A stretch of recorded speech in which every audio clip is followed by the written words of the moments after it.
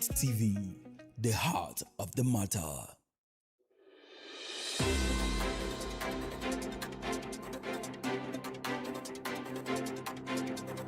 In the heart of Asaba, where the street tells the stories every single day. From the corridors of powers to the decisions shaping governance and politics in Delta and Nigeria.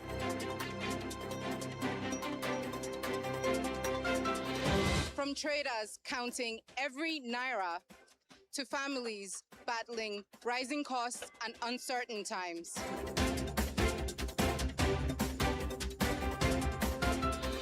From football pitches to sporting successes to the major developments making the headlines all over the world. And from the untold human stories, the struggles, victories, resilience, and hope of the everyday Nigerians. This is the news beyond the headlines. Dott TV News are your trusted window to stories that truly matter to the people. Here, we don't just report events, we tell the human stories behind them.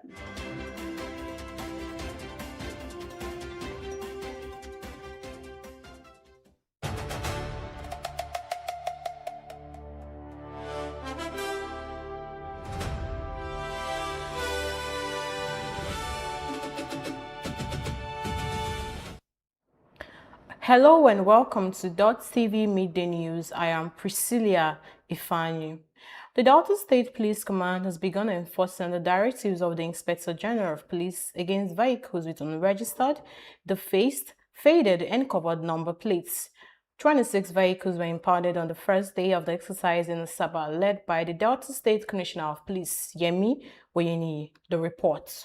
Police officers found that across major roads in Asaba, stopping vehicles with unregistered, covered, defaced, or faded number plates. The enforcement exercise, led by Commissioner of Police Yemi Oyeniyi, is part of a nationwide directive aimed at improving vehicle identification and denying criminals the anonymity often created by unlawful numbers. They should have fixed their plate number correctly.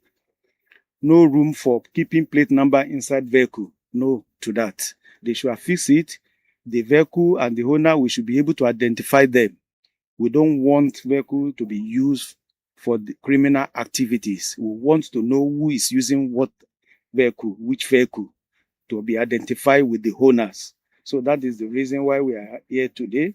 The operation led to the impoundment of 26 vehicles found to be in violation of the law. Their owners were subsequently arraigned before Judiciary Revenue Court 1 in Asaba. To know about, because I'm not living in Asaba. This Tokumbo car come out from Tinkan yesterday. Look at the yes, and I don't know. You know, the way we got the number, I think we went through the normal process. So I don't know how it's fake. But they said, yeah, I have all my papers to show, including the ID card. And since they said they are bringing us to the court, there's no point for me to be arguing with them because we are coming to the court. The command says the exercise will continue across the state, warning motorists to comply with registration requirements and other extant regulations. And commuters in Delta State have expressed concern about the high cost of fuel despite a drop in global oil prices.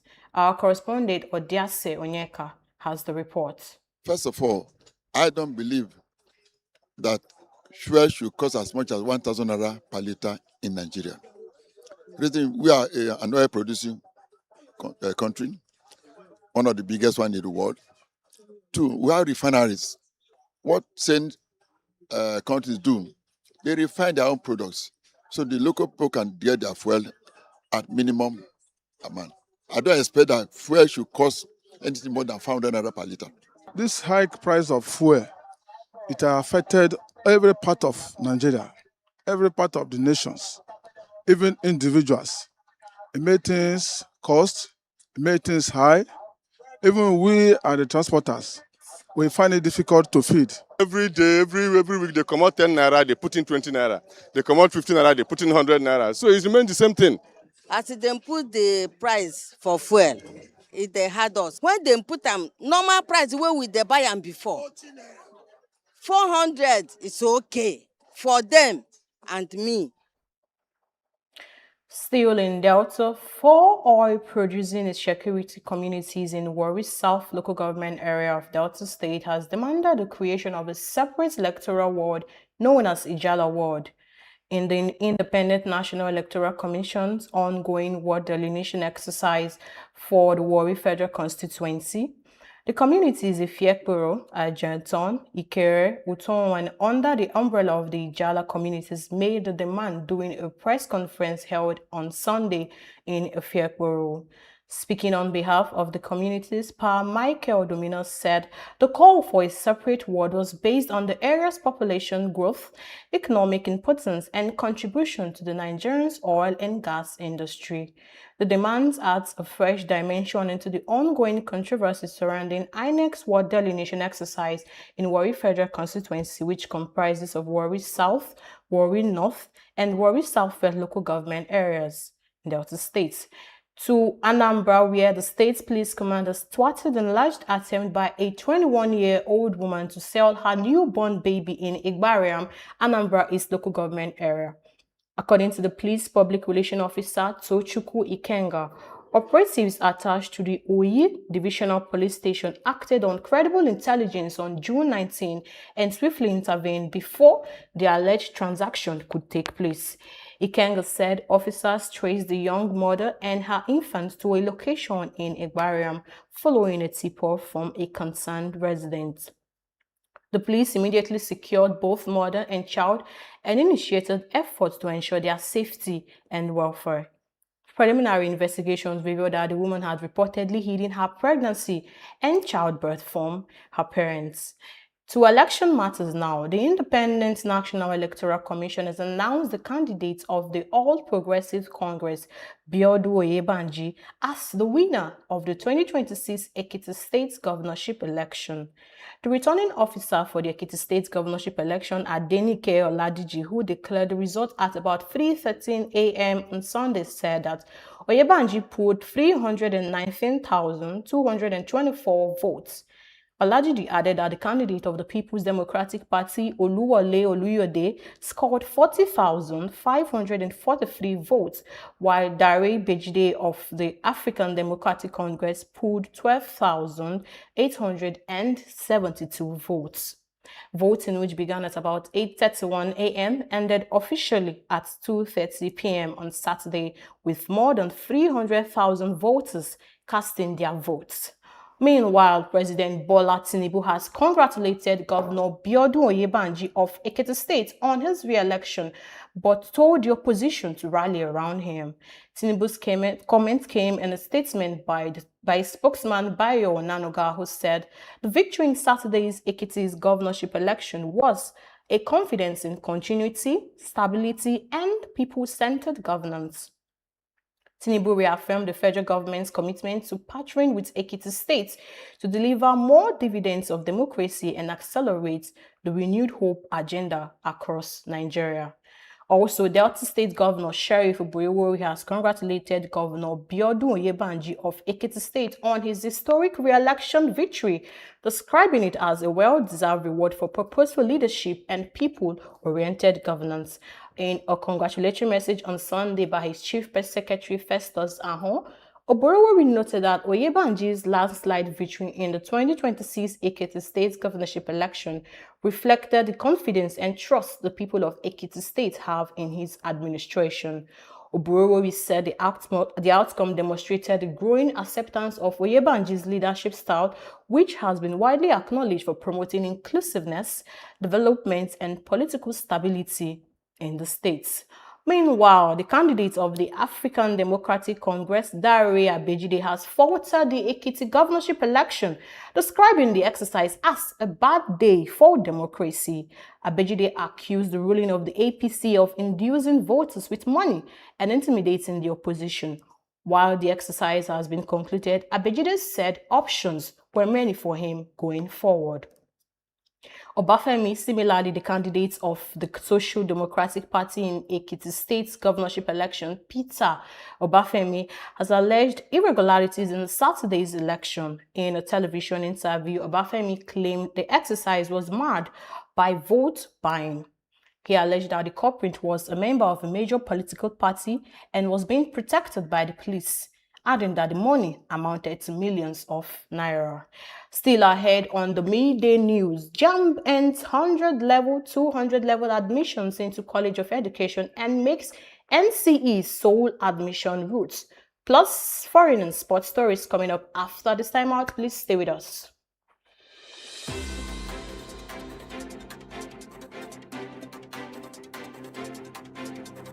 In the heart of Asaba, where the street tells the stories every single day.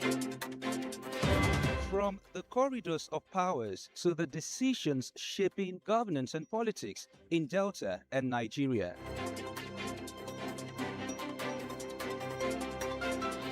From traders counting every naira to families battling rising costs and uncertain times.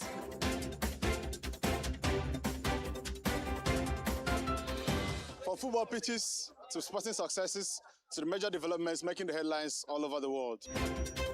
And from the untold human stories, the struggles, victories, resilience, and hope of the everyday Nigerians. This is the news beyond the headlines. Dott TV News are your trusted window to stories that truly matter to the people.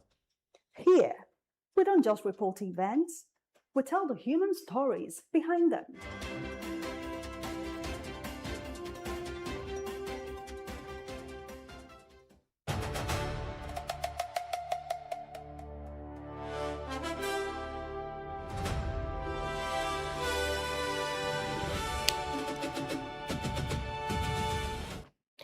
Thanks for still being there. Now to the rest of our stories. The Joint Admission and Matriculation Board has announced that the Nigerian Certificate in Education will become the sole admission route into colleges of education nationwide from the 2026/2027 academic section, ending admissions into 100 and 200 levels.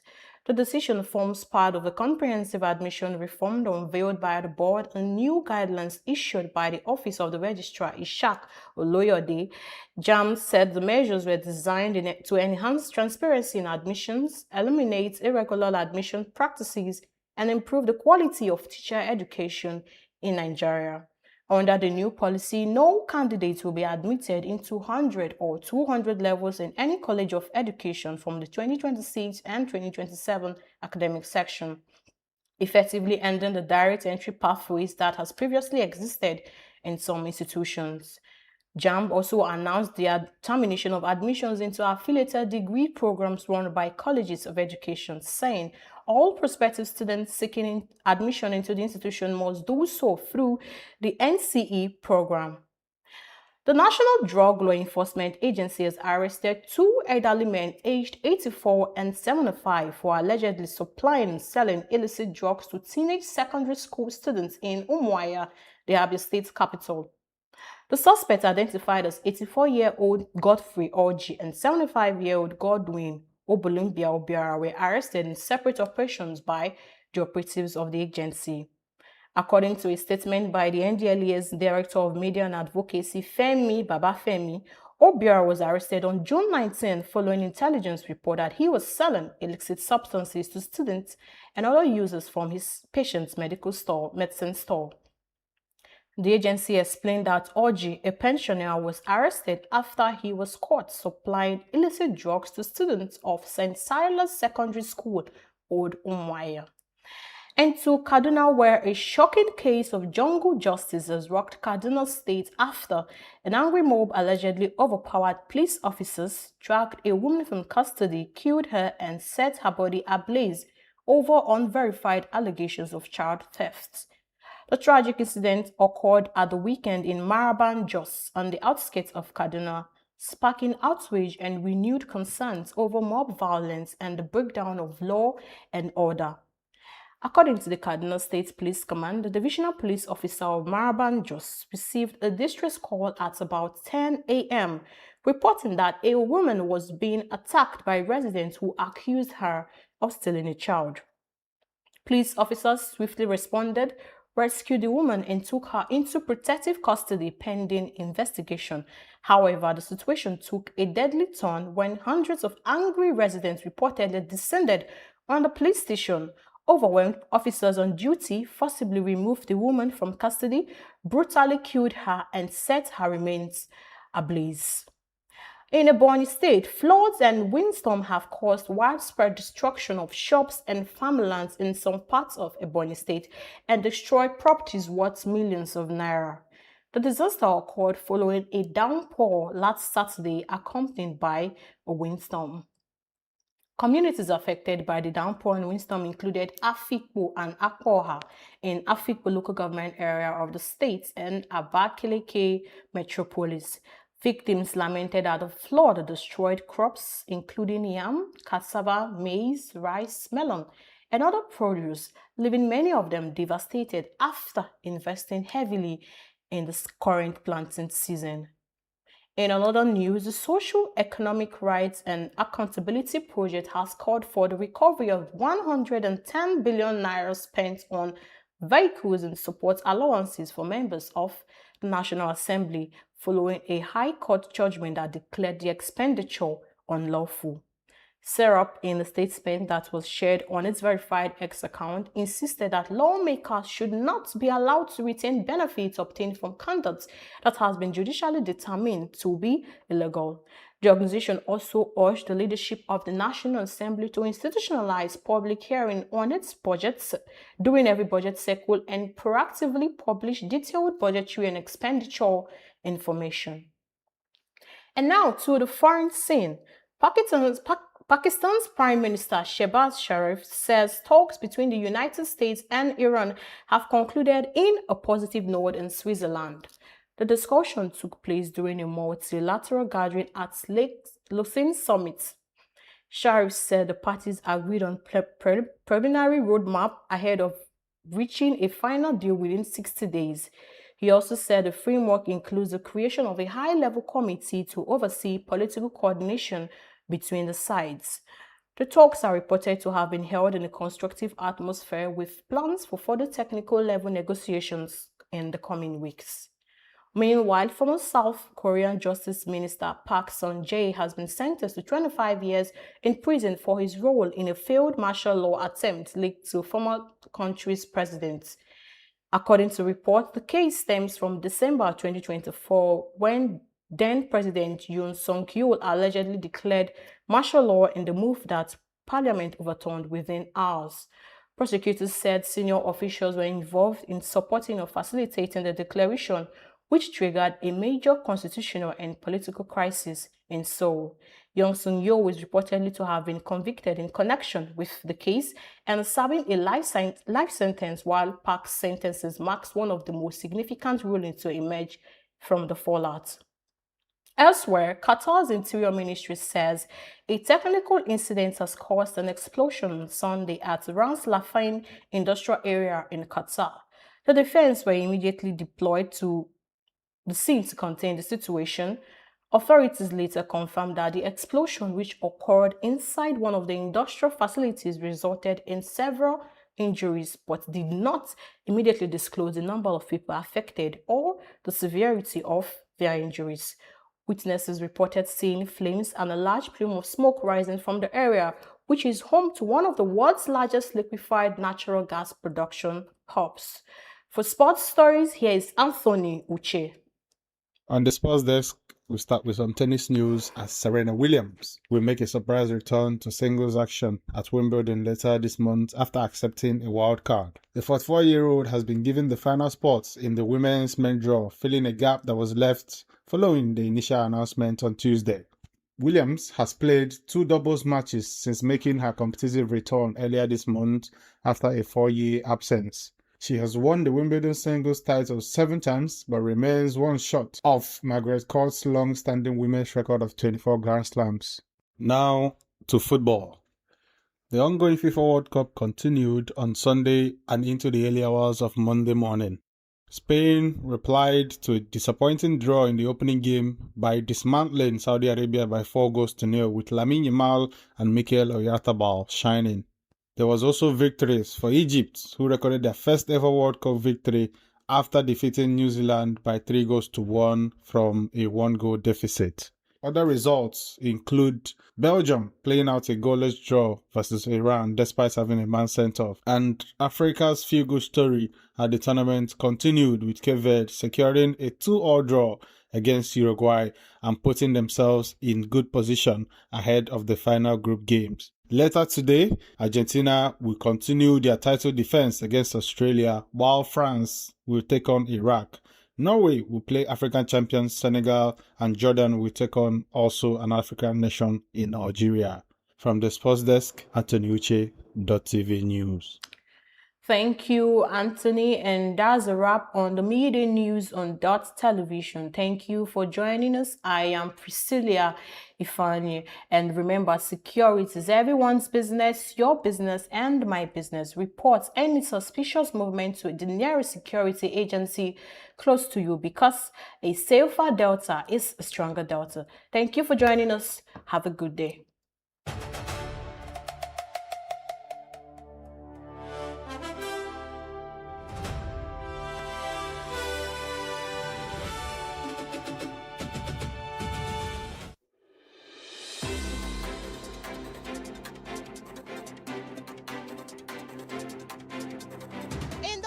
Of Asaba, where the street tells the stories every single day.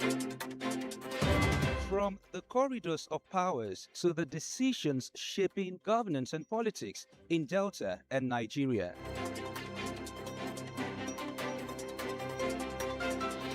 From traders counting every naira to families battling rising costs and uncertain times.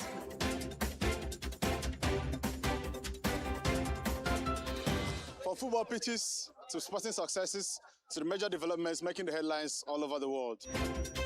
And from the untold human stories, the struggles, victories, resilience, and hope of the everyday Nigerians. This is the news beyond the headlines. Dott TV News are your trusted window to stories that truly matter to the people. Here, we don't just report events, we tell the human stories behind them.